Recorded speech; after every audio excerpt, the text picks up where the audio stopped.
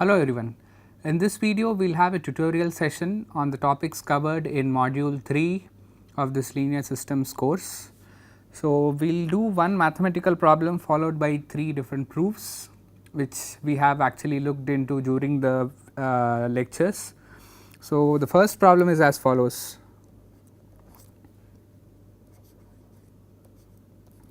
Let V be a vector space R2 and we are given 2 bases for R2.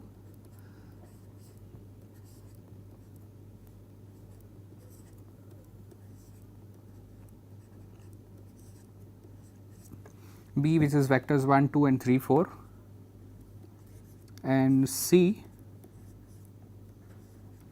which has vectors 3, 2 and 4, 2 and let small v be a vector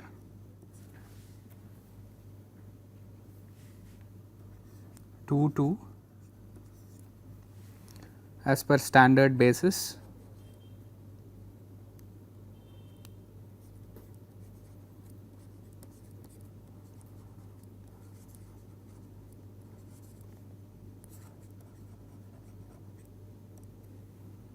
So, we are asked to find V with respect to basis B and similarly V with respect to basis C and also the change of matrix or change of basis matrix P to go from basis B to C. Okay. So, now how can we find out the coordinates of this vector 2, 2 with respect to the basis? So, when we say coordinates we can write them as a linear combination. So, I can write 2, 2 as a linear combination of the basis B. So, I will say B 1 times 1 2 plus B 2 times 3 4, okay, where B 1 and B 2 are the coordinates of V with respect to the basis B. Now, we can actually find out B 1 to be minus 1 and B 2 to be 1. You can verify this. So, which implies I will have V B is equals to minus 1 1. So, this is the representation of vector 2 2 with respect to the basis B. So, what about C? We will do the same thing with C.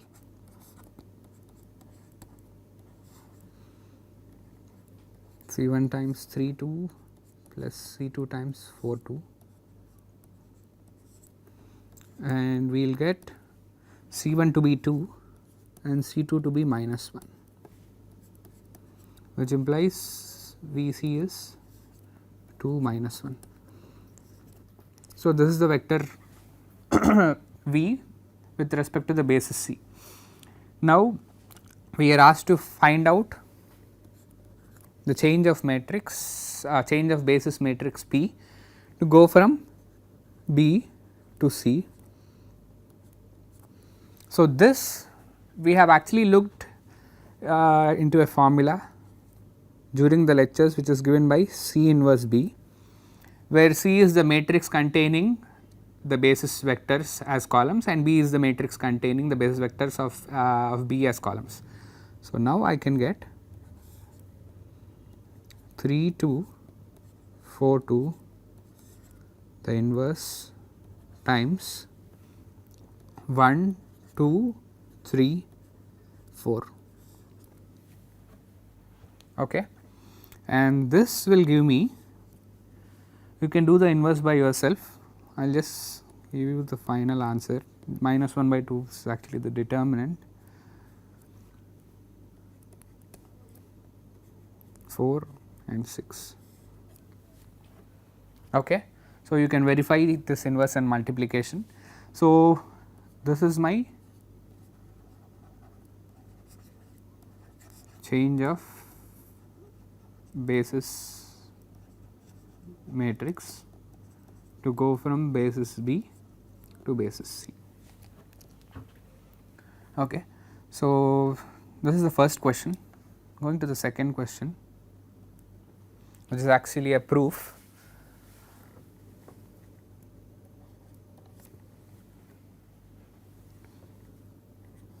Given two eigenvalues lambda 1 and lambda 2, which are said to be distinct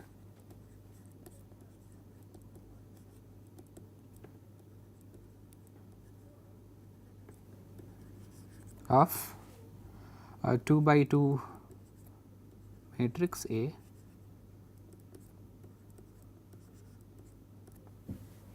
So, now we have to show that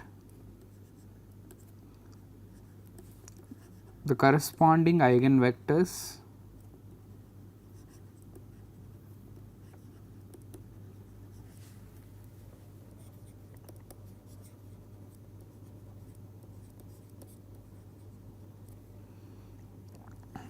V1 and V2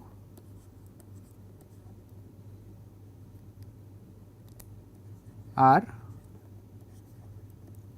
linearly independent.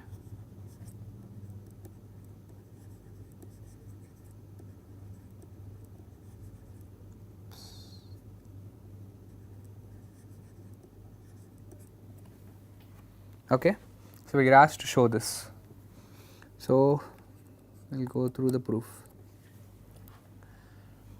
So, to show linearly independent vectors, we will start with a linear combination as follows: A1 V1 plus A2 V2 0, where A1 and A2 belong to R.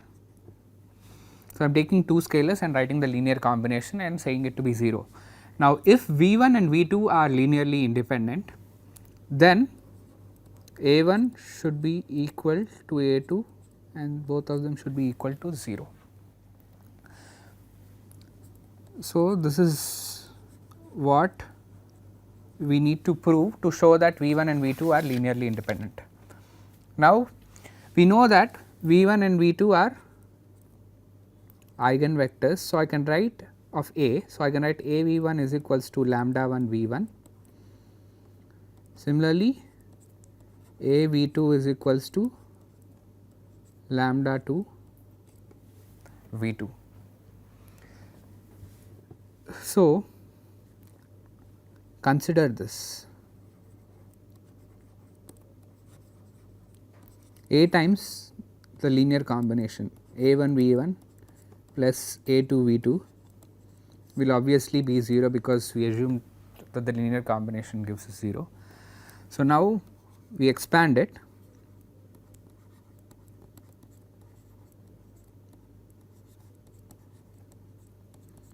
and then I substitute these into this equation, which will give me A1 lambda 1 V1 plus A2 lambda 2 V2 is equals to 0.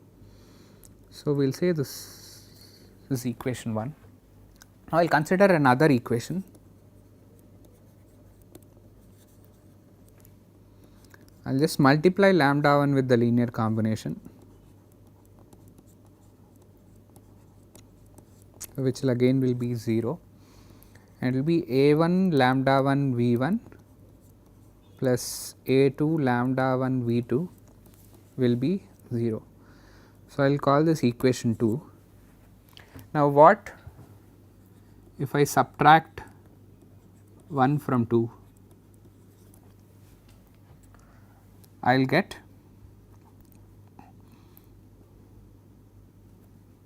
the first terms will get cancelled out. So, I am writing only the second terms in both the equations, which will give me A2 into lambda 2 minus lambda 1 minus lambda 2 V2 is equals to 0. Okay. So, this is the equation we get. Now, we know that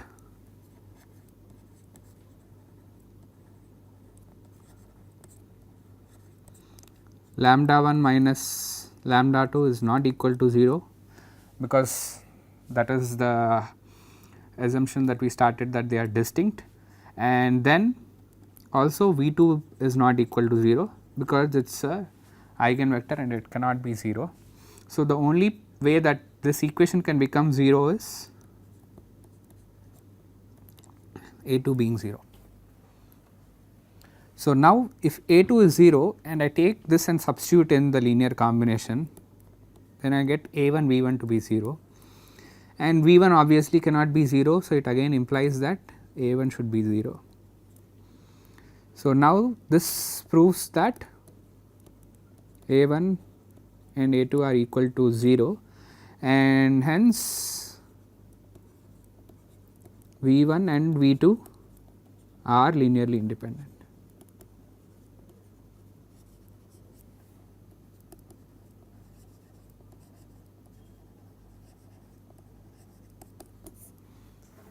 So, this is the end of the proof.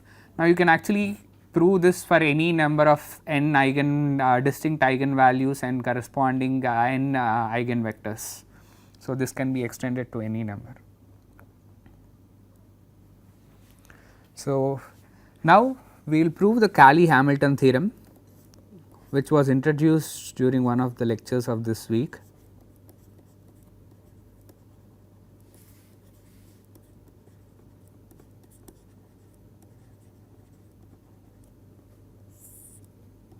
So, Cayley-Hamilton theorem says every square matrix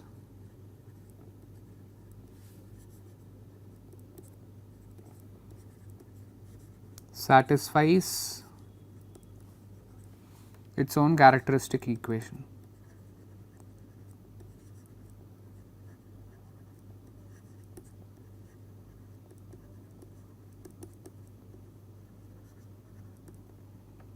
Okay. So, this is what the Cayley-Hamilton theorem says. So, let us assume A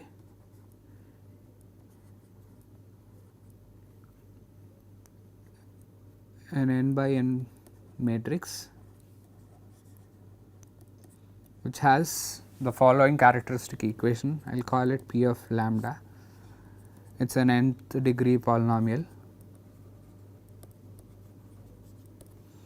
So, say it is lambda power n plus a n minus 1 lambda power n minus 1 plus so on, a naught is equals to 0, okay, which is obviously the determinant of a I minus lambda I n.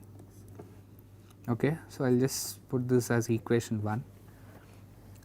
Now, what we need to prove is that P of A, which is a power n plus a n minus 1 a power n minus 1 plus so on a 1 a plus a naught I n is equals to 0. So, this is what the Cayley-Hamilton theorem says, and we will prove this. So, the proofs, we will actually take the adjoint of the matrix A minus lambda I n. So, this actually contains powers of lambda from 0 to n minus 1 and can be written as follows.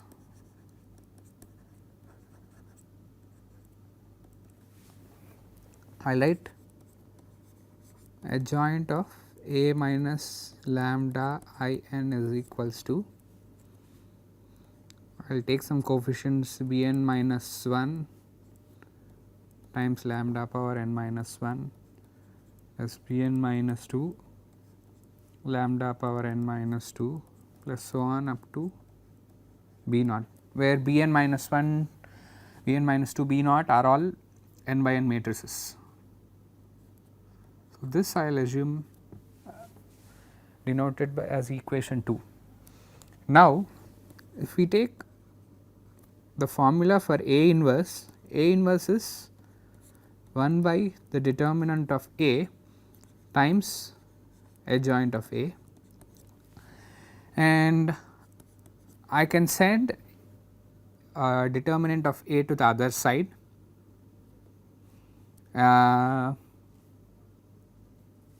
and write it like this.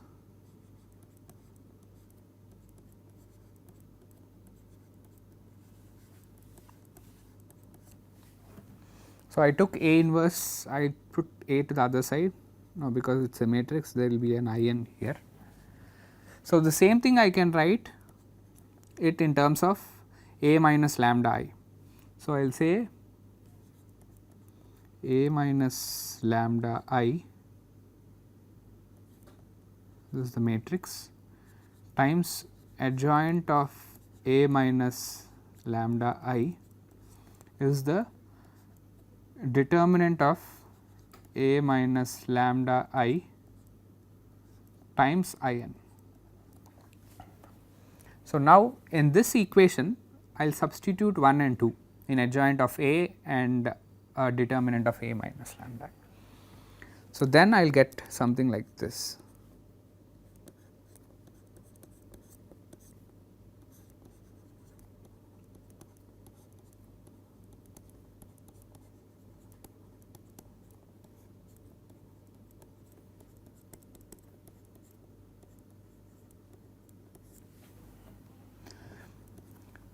This is equals to lambda power n plus a n minus 1 lambda power n minus 1 plus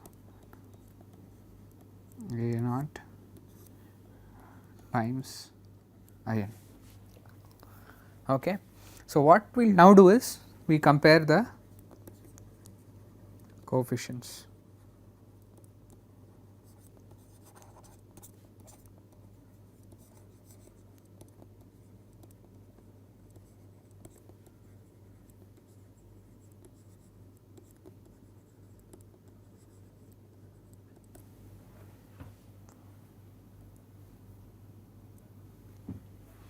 So, when we compare the coefficients,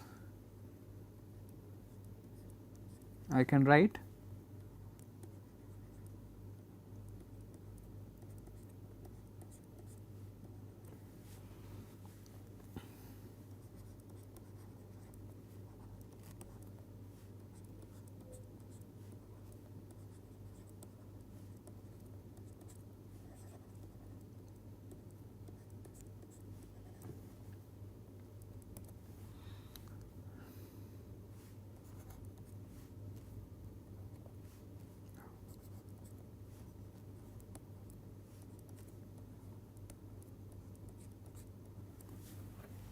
so, you can actually check for yourself that when I do this multiplication, this A gets multiplied with this whole thing, and then lambda I gets multiplied with this whole thing, and then there are all powers of lambda on both sides going from lambda power n to lambda power 0, I can say, and then I just equating all the coefficients on both sides, and this is the set of equations that I get.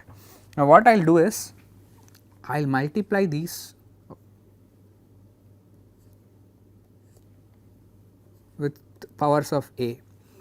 The first equation I will multiply it with A power n, the second I will multiply it with A power n minus 1, and last I will multiply it with A power 0, which is just the identity.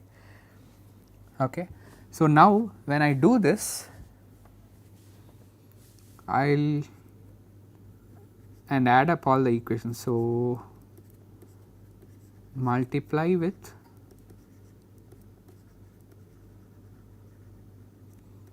powers of A and add all the equations.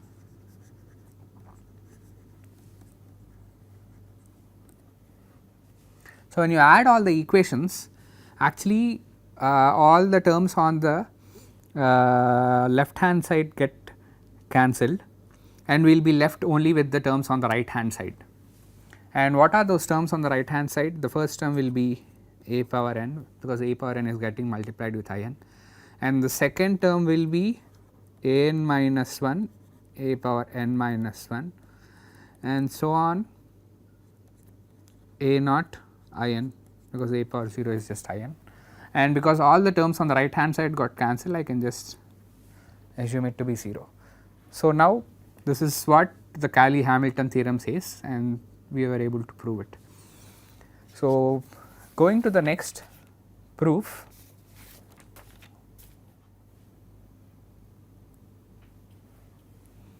which is another theorem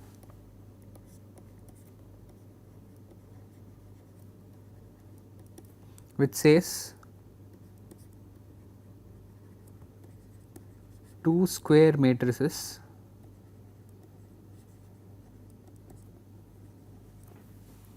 are similar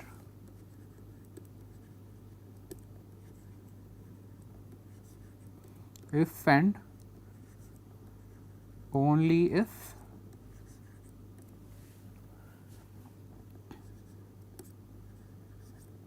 they have the same Jordan form.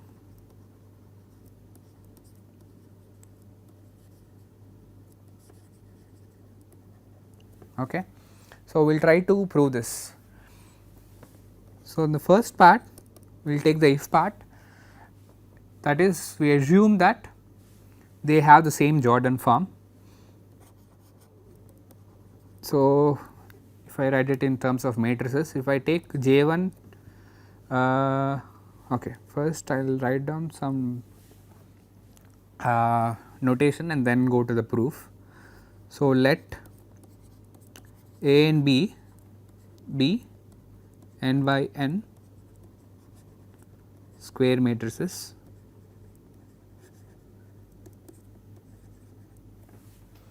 and let J1 and J2 be their Jordan forms.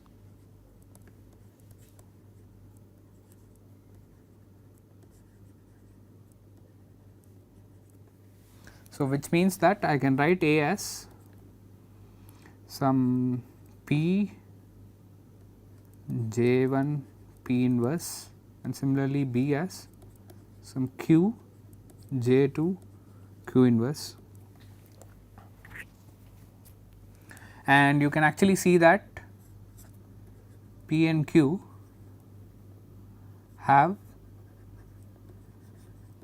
the generalized eigenvectors of A and B as their columns. So, this is what was discussed during one of the lectures when the Jordan forms were introduced and how can we convert a matrix to its Jordan form. So, that is what P and Q will be. So, now we will go to the proof. So, the if part we assumed that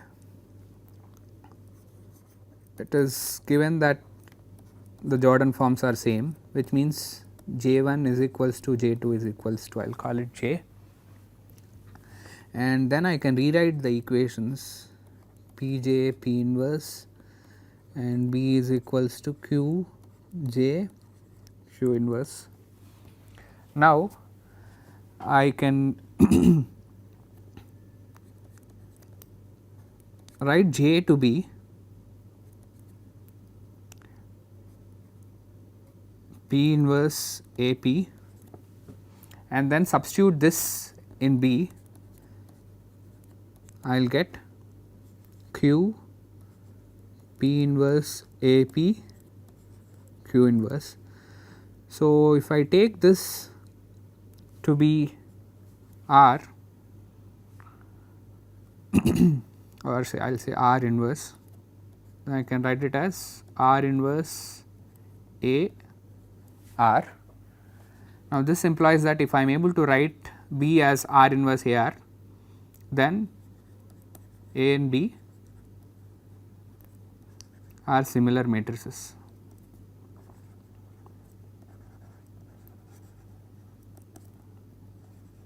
With this R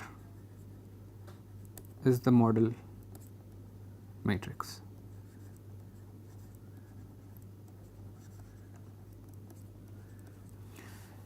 Now we are done with one side of the proof by assuming that we have the same Jordan form and we are able to prove that they are similar matrices. What about the other side?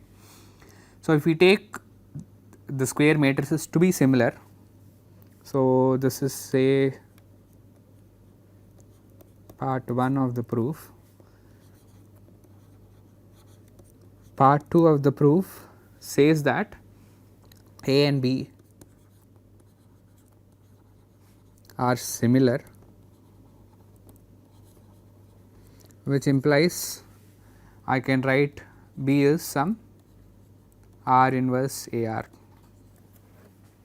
Okay. So now, so if they have separate Jordan forms, I will assume them to be J1 and J2 to begin with. So now I can again say that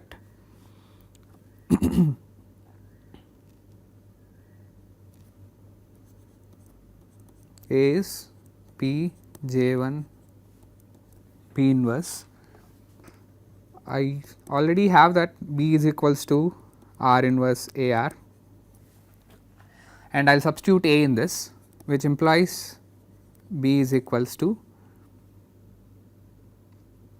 R inverse P J1 P inverse R, which is equal to Q J2 Q inverse, because that is coming from the Jordan form of B. Now if I compare these two, J1 and J2 are Jordan forms, so obviously R inverse P and should be equal to Q, which implies that J1 is also equals to J2, and I can again call it J. So then they have the same Jordan form. So this brings us to the end of this proof. So we have covered one problem and then 3 proofs in this lecture. So there are proofs some more like these which you can work them out, and we will try to put them out as an exercise during the course of this week. Thank you.